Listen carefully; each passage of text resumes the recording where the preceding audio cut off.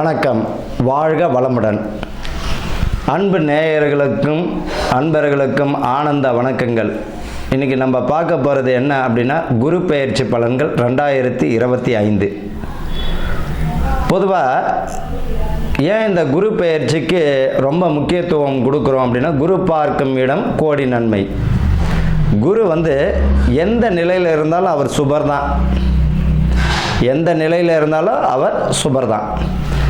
இந்த 2025 குரு பகவான் மே மாதம் 14ஆம் தேதி 2025க்கு மாறார். இந்த ஒரு வருஷம், இந்த ஒரு ஆண்டுகளில் அவர் 3 முறை பெயர்ச்சடைகிறார்.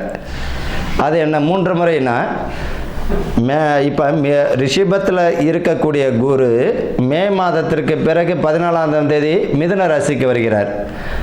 மே 14 அன்று குரு என்னது ரிஷபத்திலிருந்து மிதுனத்துக்கு வருகிறார். எப்போ? இரவு 10:37க்கு அவர் மாறுகிறார். பின்னர் அக்டோபர் மாதம் 18ஆம் தேதி அன்று மிதுனத்திலிருந்து உச்ச ராசியான கடகத்திற்கு அவர் வருகிறார். மறுபடியும் அவர் பார்த்தீங்கன்னா டிசம்பர் மாதம் 5ஆம் தேதி கடகத்திலிருந்து விலகி மறுபடியும் என்ன பண்ணுறார்? மிதுனத்திற்கு செல்கிறார்.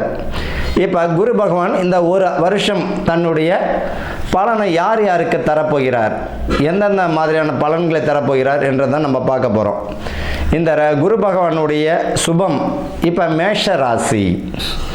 மேஷ ராசிக்கு குரு பகவான் எங்கே வருகிறார் பார்த்தோம்னா, இப்போ மேஷ ராசிக்காரர்கள் பார்த்தீங்கன்னா 7.5 சனியில் ஆரம்பமாக போகுது. சரி, இப்போ குரு எந்த சுபத்தை கொடுக்க போகிறான்றது தான் முக்கியமானது.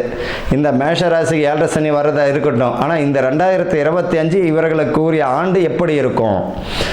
குரு பகவான் பார்த்தீங்கன்னா மேஷத்திற்கு 3ஆம் இடத்திற்கு, ராசிக்கு அவர் 3ஆம் இடத்துல குரு இருக்கார்.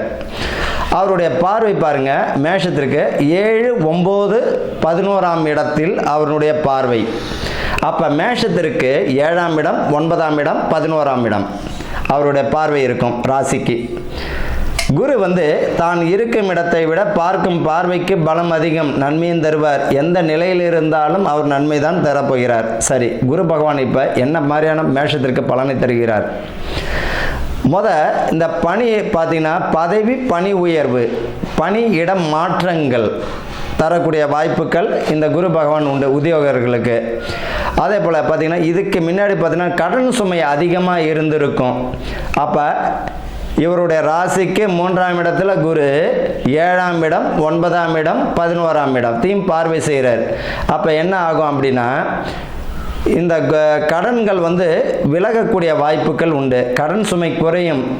சுபக்கடன் சிலருக்கு பார்த்தா சுப விரயமாக மாறுவதற்கும் நிறைய வாய்ப்புகள் தருவார். வீடு கட்டி கடன் வர்றது, திருமணத்திற்காக கடன் வாங்கிறது, இந்த மாதிரியான சுப விரயங்களுக்கும் பலத்தையும் கொடுக்கக்கூடிய வாய்ப்பு தான் இந்த 2025. நிறைய பேருக்கு வீடு வாசல் கூட அமையறதுக்கு பாக்கியம் இல்லைன்னு ஏங்குறவர்களுக்கெல்லாம் இது அற்புதமான வருஷம்தான். என்ன, இந்த வில்லங்க மட்டும் இடம் வாங்குறீங்க அப்படின்னா கரெக்ஷன் பண்ணிக்கணும். சரியான மண் தான் வாங்குறோமா, வில்லங்க இல்லாமல் இருக்கா, பிரச்சனை இல்லாத மண்ணா, இதை மாதிரியான ஒரு ஆராய்ச்சி செய்து வாங்கும்பொழுது அது சுபமாக தான் இருக்கும். அதே போல் பார்த்தீங்கன்னா, உயர்ந்த கல்வி யோகத்தை நிச்சயமாக தருவார். நல்ல மதிப்பெண்கள் உண்டு. நீங்கள் ஏன் கவலைப்படணும்? ஐயோ பிள்ளை படிக்கவே இல்லையே, அவர்கள் எந்த அளவிற்கு, ஏன்னா ராசிக்கு 3ஆம் இடம் முயற்சி ஸ்தானத்தையும் அவர் பலத்தை கொடுக்கிறார். அப்போ முயற்சிகள், மிதுனத்தில் குரு பகவான் இருக்கிற பொழுது முயற்சிகள் பலனை தரும்.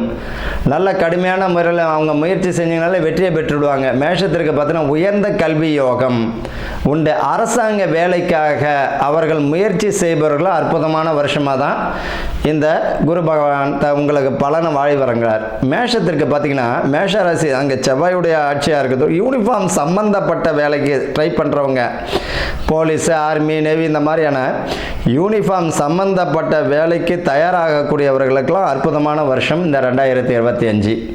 அப்போ இந்த மாதிரியான சுப பலன்களை வெளிநாடுக்காக சிலவங்க ஒரு விஷயத்தை புரிஞ்சுக்கணும். வெளிநாட்டுக்கு ட்ரை பண்ணுறவங்களுக்கு பணம் கொடுக்குறீங்க, பணம் கட்டுறீங்கன்னா அதற்கு முழு பாதுகாப்பு வேணும். பணத்துக்கு நம்பிக்கையான ஆளா, நம்பலாமா, உங்களுடைய முயற்சியில் நீங்கள் முழுமையாக வெற்றி பெறுவீங்க. ஆனால் மற்றவர்களை நம்பி செய்யக்கூடிய காரியத்தில் மிக மிக கவனம் தேவை.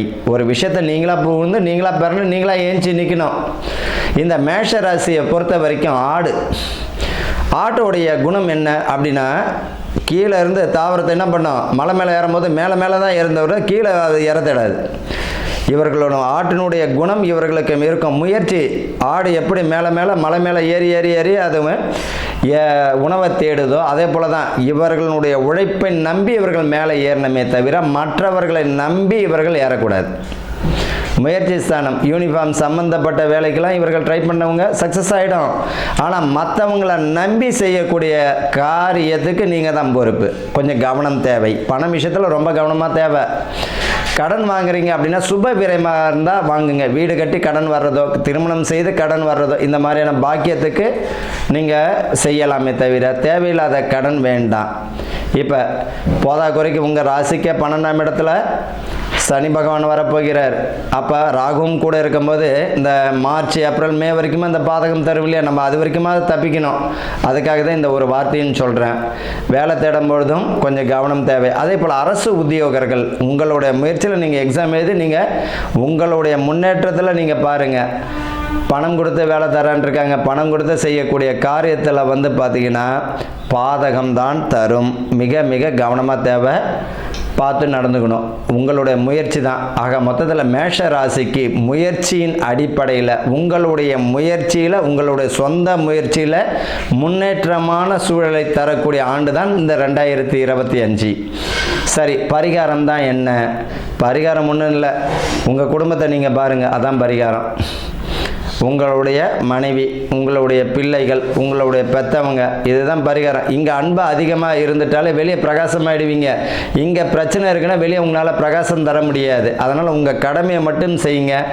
யாரை நம்பியும் பொறுப்புகள் கொடுக்கறது இதெல்லாம் வேண்டாம். அதை சுய தொழிலில் செய்கிறவங்க மறந்துட்டேன் பாரு, சுய தொழில் கூட்டு தொழில் செய்கிறவங்களும் கொஞ்சம் கவனமாக இருக்கணும். சுய தொழில் செய்கிறவங்களும் கொஞ்சம் கவனமாக இருக்கணும். ஏற்கனவே செஞ்சிருந்த தொழிலை தொடங்குங்க. புதியதாக ஒரு தொழிலை, தெரியாத தொழிலில் நீங்கள் புதுசாக ஆரம்பிக்கிறீங்க அப்படின்னா நீங்கள் தான் பொறுப்பு. மிக கவனமாக இருக்கணும். ஏற்கனவே பார்த்தீங்கன்னா ஒரு ஹோட்டல் கட்டியிருப்பார். அவர் ஒரு ஃப்ரண்ட்டில் ஒரு டீ கடை போட்டுக்கலாம், தாராளமாக போட்டுக்கலாம். இப்போ முயற்சிகள் அவருக்கு பலனை தரும். ஆனால் முழுமையாக ஒரு தொழிலை தொடங்குறாருன்னா மிக மிக கவனமாக இருக்கணும். அதை பார்த்து நடந்துக்கணும். ஆக மொத்தத்தில் பார்த்தீங்கன்னா உங்களுடைய முயற்சிகளில் வெற்றி பெறுவீங்க. கவனமும் தேவை. பண விஷயத்தில் மிக கவனம் தேவை. இடம் வாங்கும் பொழுது சுப விரயத்தை கொடுக்குது. அந்த இடம் வாங்கும் போது கொஞ்சம் வில்லங்க இல்லாமல் பார்த்துக்கலாம். பூர்வீக சொத்து உங்கள் கைக்கு வரதுக்கு வாய்ப்பு உண்டுங்க.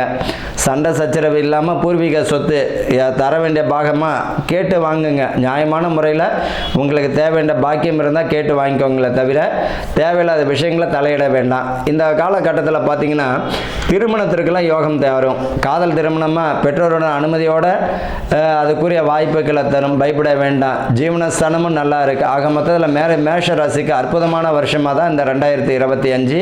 கவனமுடன் கூடிய அற்புத ஆண்டு. வாழ்க வளமுடன்.